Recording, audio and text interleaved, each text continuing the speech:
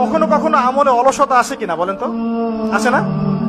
এই অলসতাটা শয়তান সবার আগে দেয় নফল ইবাদতে, সবার আগে শয়তান ফরজ ইবাদতে দেয় না, আগে নফলের উপর দেয়। এটা তো নফল, এটা না করলেও হয়, পরে করিস, এরকম একটা ওয়াসওয়াসা দেয়। ওইটা আস্তে আস্তে আপনি ছেড়ে দিলেন, পরে দেখবেন সুন্নতের উপর দেওয়া শুরু করবে। এটা তো সুন্নাহ, এটা থাক, ফরজটুকু কর, এরকম দেয়। এই করতে করতে একসময় ফরজের উপরও মানুষের অনীহা সৃষ্টি হয়, ফরজ ছেড়ে দেয়। একবারে মানুষ ফরজ ছেড়ে দেয় না, কিন্তু আগে মুস্তাহাব ছাড়ে, তারপর নফল ছাড়ে, তারপর সুন্নত ছাড়ে, পরে ফরজ ছাড়ে।